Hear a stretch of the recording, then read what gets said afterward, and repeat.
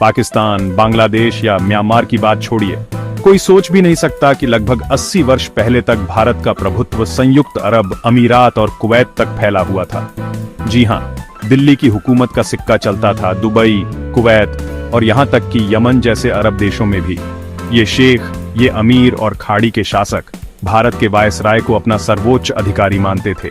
इतना ही नहीं, 1971 तक इन खाड़ी देशों में भारतीय रुपया आधिकारिक मुद्रा हुआ करता था। लेकिन फिर ऐसा क्या हुआ कि भारत ने अपना इतना बड़ा प्रभाव अचानक खो दिया? वह कौन सी ऐतिहासिक भूल या साजिश थी जिसने भारत को उसके इस समुद्री साम्राज्य से हमेशा के लिए दूर कर दिया? और क्यों इस पूरे अध्याय को हमारी इतिहास की किताबों से लगभग मिटा दिया गया?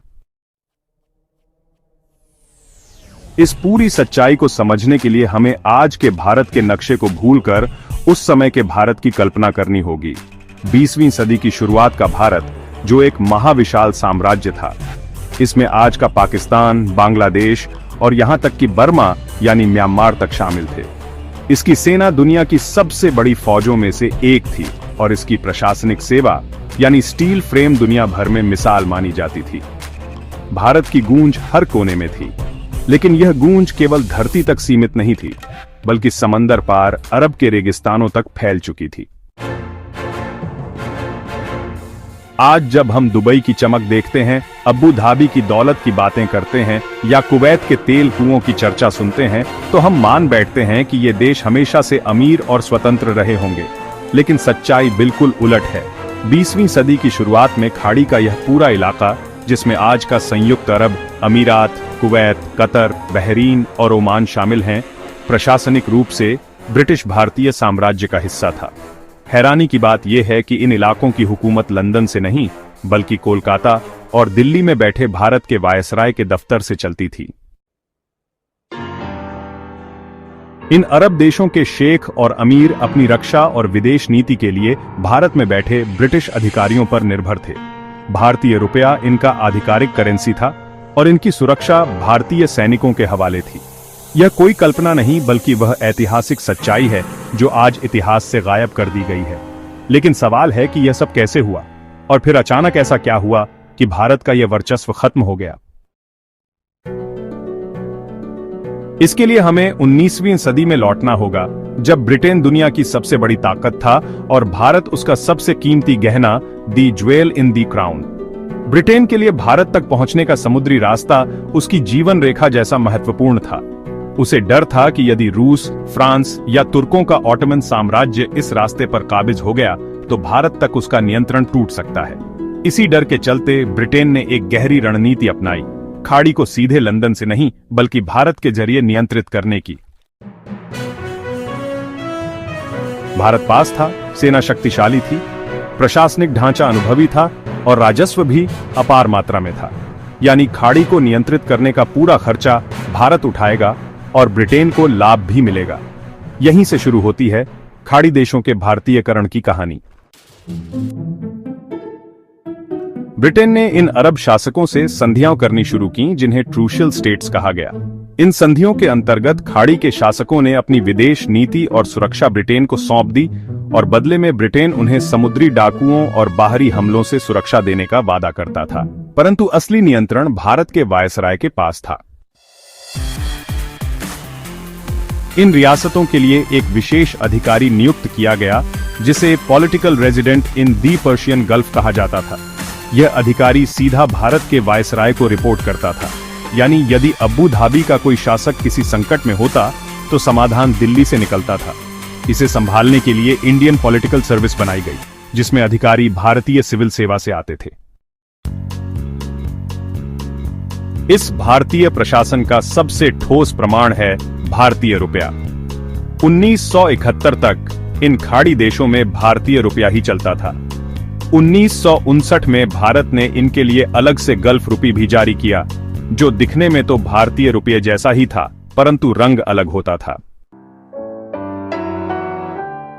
दूसरा प्रमाण, ब्रिटिश इंडियन पासपोर्ट। यमन का अदन बंदरगाह सीधे बॉम्बे प्रेसिडेंसी का हिस्सा था। वहां के नागरिकों को ब्रिटिश इंडिया के पासपोर्ट मिलते थे। ब्रिटिश अधिकारी इन अरब रियासतों को भारत की देसी रियासतों जैसे जयपुर, जोधपुर या मैसूर के समान ही मानते थे। लॉर्ड कर्जन ने तो यहां तक कहा था कि ओमान को भी बलूचिस्तान की तरह भारत की रियासत घोषित कर देना चाहिए। यह सोच उन नक्शों में भी दिखती थी जो ब्रिटिश भारत के अंतर्गत बनाए गए थे। इन नक्शों में खाड़ी की रियासतें भारत का ही हिस्सा दिखाई जाती थीं, परंतु इन्हें गोपनीय रखा जाता था ताकि ऑटोमन साम्राज्य या सूदी शासक नाराज न हो जाए। यह रिश्ता केवल राजनीतिक नहीं था, भावनात्मक भी था। जब सन 1931 में गांधी जी अदन बंदरगाह पर रुके तो हजारों स्थानीय अरब युवाओं ने उनका स्वागत किया। वे गांधी जी को केवल एक भारतीय नेता नहीं बल्कि अपने भी नेता के रूप में देखते थे। खाड़ी का व्यापार भी भारत के हाथ में था। ब्रिटिश इंडिया शिपिंग लाइन का पूरे खाड़ी में व्यापार पर नियंत्रण था। इन देशों में तैनात अधिकतर ब्रिटिश रेजिडेंट भारतीय मूल के ही थे। तो फिर क्या हुआ? कैसे टूट गया यह विशाल साम्राज्य? पहला कारण था भारत में उठता राष्ट्रवाद। गांधी, नेहरू और पटेल जैसे नेताओं ने स्पष्ट कर दिया था कि स्वतंत्र भारत किसी भी प्रकार के साम्राज्यवाद का हिस्सा नहीं बनेगा। उनका मत था, जब हम खुद आजादी की मांग कर रहे हैं तो किसी और पर शासन नहीं कर सकते। दूसरा कारण अधिक रणनीतिक था, तेल की खोज। 1930 के दशक में खाड़ी के रेगिस्तान में तेल मिला और ब्रिटेन को यह एहसास हुआ कि भविष्य तेल का है। उन्हें डर था कि यदि खाड़ी का नियंत्रण एक स्वतंत्र भारत को मिल गया तो वह शायद ब्रिटिश हितों के अनुरूप कार्य न करे। इसी कारण एक शांत परंतु ठोस योजना के तहत खाड़ी को भारत से अलग किया गया।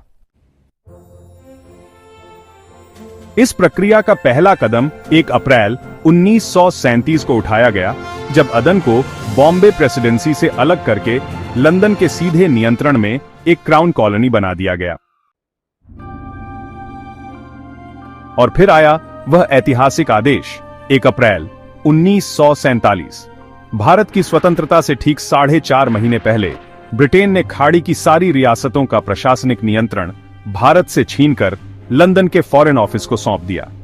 इस निर्णय ने लगभग 100 वर्षों पुराने रिश्ते को औपचारिक रूप से समाप्त कर दिया। 15 अगस्त 1947 को जब भारत स्वतंत्र हुआ, तब तक खाड़ी का यह इलाका उससे कानूनी रूप से अलग हो चुका था।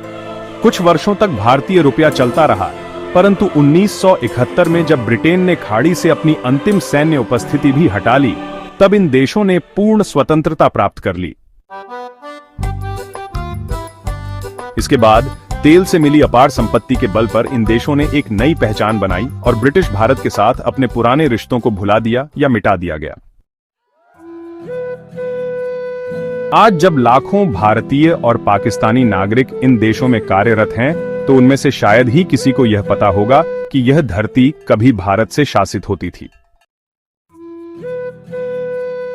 यह थी भारत के खोए हुए समुद्री साम्राज्य की कहानी, एक ऐसा साम्राज्य जो तलवार से नहीं बल्कि रणनीति, प्रशासनिक कुशलता और भारतीय शक्ति से बना था।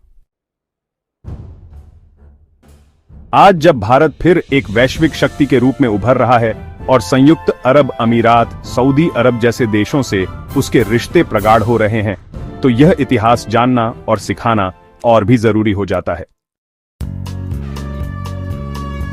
अब प्रश्न आपसे, क्या भारत का खाड़ी से अलग होना एक ऐतिहासिक भूल थी? यदि आज भी खाड़ी भारत के प्रभाव में होती, तो क्या दुनिया का नक्शा कुछ और होता? क्या इस अध्याय को हमारे विद्यालयों और विश्वविद्यालयों के इतिहास पाठ्यक्रम में प्रमुखता से पढ़ाया जाना चाहिए, ताकि अगली पीढ़ी अपने गौरवशाली अतीत से जुड़ सके? अपनी राय नीचे कमेंट में जरूर बताएं। वीडियो को लाइक, सब्सक्राइब और अपने दोस्तों तक जरूर शेयर करें। जय हिंद, वंदे मातरम।